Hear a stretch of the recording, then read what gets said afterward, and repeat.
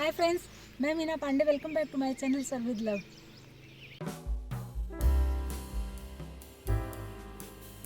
आज मैंने सिंधी कोकी रोटी बना के तैयार किया है। दही के साथ सर्व किया है मैंने। इस तरीके से बनाएंगे ना तो बच्चे लोग पिज़्ज़ा बर्गर छोड़ के यही खाना शुरू कर देते हैं। तो आइए बना लेते हैं।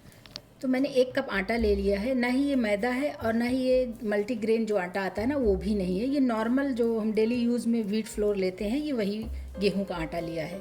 1/4 टीस्पून अजवाइन लिया है। अजवाइन को क्रश करके डालूंगी।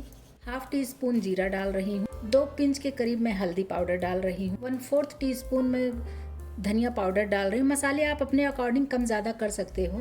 1/2 टीस्पून काश्मीरी लाल मिर्च पाउडर डाल रही हूँ। अगर आपके पास है तो डालिए, नहीं है तो अवॉइड भी कर सकते हो। या फिर जो तीखी वाली मिर्ची होती है लाल मिर्च पाउडर, आप वो भी डाल सकते हो। 1/4 टीस्पून ब्लैक पेपर पाउडर डाल रही हूँ। आपकी चॉइस है, अगर डालना है तो ही डालिएगा। जो सिंधी कोकी रोटी होती है वो नमकीन, थोड़ी ज़्यादा ही नमकीन होती है, इसलिए टेस्ट के अकॉर्डिंग ही नमक डालिएगा आप लोग। मैं थोड़ा सा हल्का सा ज़्यादा डाल रही हूँ, क्योंकि अगर इस कोकी रोटी के साथ कोई अचार चटनी नहीं भी लेंगे ना, सिंपल प्लेन दही से भी खाएंगे तो बहुत टेस्टी लगेगा।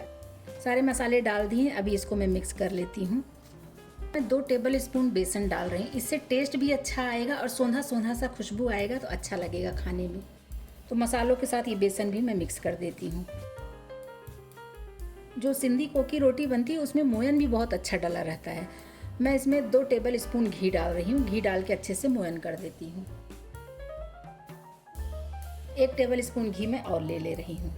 टोटल इसमें 3 टेबल स्पून घी मैंने यूज़ किया है। आप चाहिए तो हाफ ऑयल हाफ घी कर सकते हो, या फिर तेल से, सिर्फ तेल से भी कर सकते हो।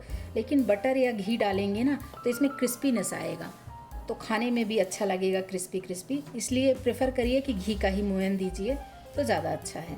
ये आटे का कलर भी चेंज हो गया है और इस तरीके से मुट्ठी बांध रही हूँ ना तो अच्छे तरीके से ये ऐसे बन जा रहा है। मैंने 1 हरी मिर्च काट लिया, इसको डाल देती हूँ। 1 प्याज काटा है। प्याज हमारा ऐसे देखिए छोटे छोटे से मैंने चॉप किया है। इसी तरीके से छोटे छोटे से होगा तो अच्छा रहेगा। अगर बड़े पीसेस रहेंगे ना तो आटा गूंदते समय या फिर जब हम रोटी बनाएंगे तो प्याज हमारा निकल के बाहर आ जाता है, तो वैसा प्याज नहीं चाहिए। इसलिए प्रेफर करिए कि बारीक बारीक ही प्याज कटा होना चाहिए। मैंने 2 टेबल स्पून जितना धनिया काट लिया है, ये धनिया डाल देती हूँ। अगर आपके पास धनिया है तो ज़रूर डालिएगा, इससे फ्लेवर बहुत अच्छा आता है। अभी मैं इसमें पानी नहीं डाल रही हूँ, क्योंकि जो प्याज है ना वो प्याज में भी नमी होता है, और जो मैंने इसमें ये नमक वगैरह डाल दिया है, मोयन इतना अच्छा डाला है, तो पहले प्याज में आटे को गूंद लेती हूँ। उसके बाद जो भी पानी लगेगा उतना पानी डाल के मैं आटा तैयार करूँगी। तो इसका आटा एकदम कड़ा सा होना चाहिए। जैसे हम मठरी वगैरह बनाते हैं ना, कि आटा हमें गूंदने की ज़रूरत नहीं है, सिर्फ आटे को जोड़ना है, तो उसी तरीके का ये आटा जोड़ के हम तैयार करेंगे। तो प्याज के साथ इस तरीके से मिक्स हो गया है। अभी मैं इसमें हल्का सा पानी डाल के एक टाइट सा डो तैयार कर लेती हूँ। देख रहे हैं ना कितना हल्का पानी डाल रही हूँ। इसी तरीके से पानी डाल के हमें ये जोड़ लेना है। मठरी जैसे बनाते हैं ना, सेम उसी प्रोसेस से ये आटा हमें कड़ा कड़ा तैयार करना है।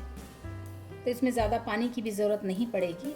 फिर भी पानी का छिट्टा दे के मैं ऐसे आटा तैयार कर रही हूँ। ये देखिए, ज़रूरत पड़े तो दोनों हाथ लगा के इसको मैं टाइट डो ऐसे तैयार कर लूँगी। देखिए जैसे ये इकट्ठा हो गया ना, इसी तरीके से जो भी आटा इसमें बचा हुआ है, ये सब हल्का सा पानी का छिट्टा दे के मैं ये आटा को इकट्ठा कर लेती हूँ। ये देखिए इस तरीके से ये आटा हमारा इकट्ठा हो गया है, और इसको मैं तोड़ के दिखाती हूँ आटे को। आप देखिए इस तरीके से ही होना चाहिए आटा हमारा। अगर ये एकदम से स्मूथ हो जाएगा ना तो फिर हमारा कोकी रोटी बनके नहीं तैयार होगा अच्छे तरीके से। तो बस इसी तरीके का आटा हमें जोड़ना होता है, आटा गूंदना नहीं है। और इसको रेस्ट पे भी रखने की ज़रूरत नहीं है, नहीं तो जो प्याज डाली हुई इसमें ना, प्याज हमारा पानी छोड़ देगा। प्याज नमक सब डला है, तो ये आटा जब बनाते हैं तो इसको रेस्ट पे नहीं छोड़ते हैं, बस फटाफट बना के तैयार कर लेते हैं। आटा तो हमारा बन के तैयार हो गया है। अभी चाहिए तो हल्का सा हाथ में तेल लगा लीजिए, और इसके जो है मतलब गोल गोल सा ऐसे बना लेना है, क्योंकि कोकी रोटी जो होता है ना वो मोटे मोटे ही होते हैं, बहुत पतले नहीं बनते हैं। तो ये देखिए इस तरीके से मैं गोल गोल सा बना लेती हूँ, ताकि सेकने में भी आसान हो जाए।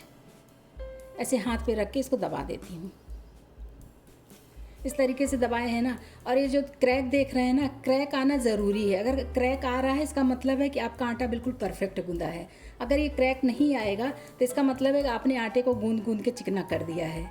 तो इसी तरीके का ये क्रैक भी आना चाहिए, निशानी है कि इसमें क्रैक आना चाहिए। तो बस इसी तरीके से गोल गोल सा मैं बना लेती हूँ।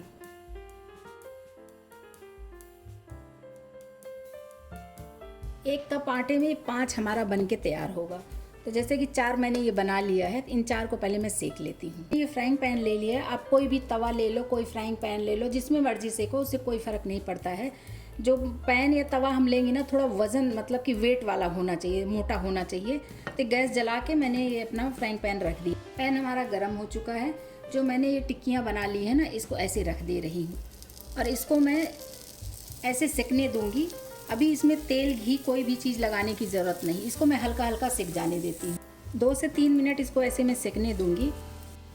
3 मिनट हो गया है। गैस को मैंने स्लो किया है, स्लो टू मीडियम पे किया है। इस तरीके से पलट देती हूँ और देख रहे हैं ना, ये जो स्पॉट्स पड़ रहा है ब्राउन ब्राउन, इसी तरीके का ये पड़ना चाहिए। तब तक इसको हमें ऐसे सेक लेना। 2 से 3 मिनट सेकेंगे, ज़्यादा नहीं सेकना है। दूसरी तरफ भी ऐसे स्पॉट्स पड़ जाएंगे, तब तक मैं सेक लेती हूँ। तो इसमें दूसरी तरफ भी मैं चेक कर लेती हूँ, दूसरी तरफ भी स्पॉट्स पड़ गए हैं। ये देखिए, दोनों तरफ से स्पॉट्स पड़ गए हैं। अभी मैं ये टिक्कियों को निकाल लेती हूँ। निकाल के मुझे हल्का सा ठंडा कर लेना है। तो देख रहे हैं ना, टिक्की में जो स्पॉट्स पड़ गया है और टिक्की हमारी ठंडी भी हो गई हल्की हल्की सी। अभी मुझे इसको बेलना है, तो एक एक करके मैं बेल लेती हूँ। इसमें सूखे आटे की ज़रूरत नहीं है, क्योंकि इसमें तेल घी जो भी मोयन डालते हैं ना, उसके वजह से ये चिपकता नहीं है। तो बस अभी ये ले लिया है। अभी इसको हमें हल्के हाथ ऐसे बेल लेना है, हल्के हल्के ऐसे घुमाते हुए बेल लेती हूँ। और देख रहे हैं ना, बेल रही हूँ तो भी ये क्रैक्स बढ़ता जा रहा है। तो क्रैक्स होने ही चाहिए, होंगे ही क्रैक्स, तभी ये कोकी रोटी है। इस तरीके से इसको घुमाते हुए मैं बेल लेती हूँ। तो कोकी रोटी जो होती है ना, वो बहुत बड़ी बड़ी नहीं बनती है। ये देखिए, चाहे तो आप थोड़ा सा और बढ़ा सकते हो, लेकिन मैं इतने बड़ा बना के तैयार करूँगी। और इसका ये मोटाई देख रहे हैं, इस तरीके से है। बस इससे ज़्यादा और इससे कम नहीं होना चाहिए। पतली होगी तो अच्छी नहीं लगेगी, मोटी होगी तो अंदर से पकेगी नहीं। तो बस इसी तरह से के तैयार कर लेते हैं। और ये जो हमारी देख रहे हैं ना, जो स्पॉट्स पड़े थे वो भी दिख रहे हैं, इसमें जगह जगह से छिटक जाते हैं बेलने की वजह से। इसी तरीके से जो चारों मैंने सेक लिया है, उसको बेल लेती हूँ। तो फ्रेंड्स, इस तरीके से मैंने ये अपनी कोकी रोटी बेल के तैयार कर लिया है। अभी इसको मैं सेक लेती हूँ। गैस को मैंने बिल्कुल स्लो किया है, क्योंकि इसको स्लो गैस पे ही सेकेंगे, तभी एक क्रिस्पी करारे बन के तैयार होगा। तो इसको स्लो गैस पे मैं ऐसे पकने देती हूँ। अभी इसमें तेल घी ऑयल कुछ भी मतलब इसमें मैं नहीं लगाऊंगी, क्योंकि इसको दोनों तरफ से मुझे हल्का हल्का पका लेना है। जब थोड़े स्पॉट्स पड़ जाएंगे दोनों तरफ से, उसके बाद इसमें तेल घी जो भी आपको लगाना है, बटर भी लगा सकते हो, फिर इसमें अप्लाई करेंगे। तो इसको दूसरी तरफ मैं पलट देती हूँ। ये देखिए, अभी ये क्रिस्पी दिख रहा है ना, स्पॉट्स आ गए हैं इसमें। अभी इस पर मैं ऐसे ऑयल बटर घी जो भी लगाना चाहते हो वो लगा लेते हैं। दूसरी तरफ पलट देती हूँ, दूसरी तरफ भी मैं बटर लगा के फिर क्रिस्पी करारे करके मैं सेक लूँगी। थोड़ा इसको आराम से सेकने की ज़रूरत है, क्योंकि ये टूटने के भी चांस होते हैं, तो टूटने भी ना पाए और दोनों तरफ अच्छे से सेक लेते हैं।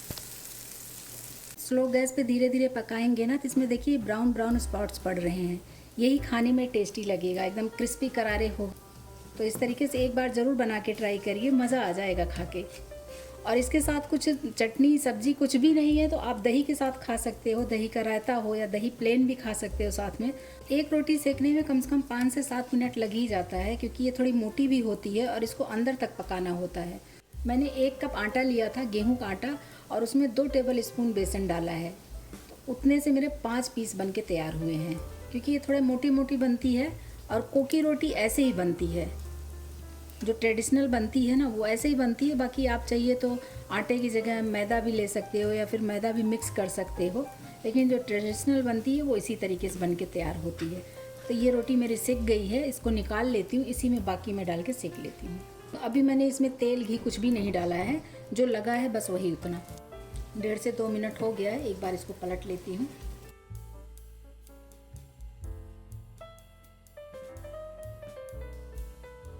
तो फ्रेंड्स, मेरी ये कोकी रोटी बन के तैयार हो गई है। मैंने दही के साथ सर्व किया है। आप चाहिए तो चटनी के साथ खा सकते हो, अचार के साथ खा सकते हो। अगर चटनी अचार भी नहीं खाना है तो चाय के साथ भी खाएंगे तो बहुत टेस्टी बना है। इस तरीके से बनाएंगे ना तो बच्चे लोग पिज़्ज़ा खाना भूल जाएंगे, यही खाना पसंद करेंगे। तो आप लोग भी बनाइए और इन्जॉय करिए। अगर आपको मेरा तरीका पसंद आया हो तो लाइक और कमेंट्स करना बिल्कुल भी मत भूलना फ्रेंड्स। लास्ट तक मेरी वीडियो देखने के लिए थैंक यू।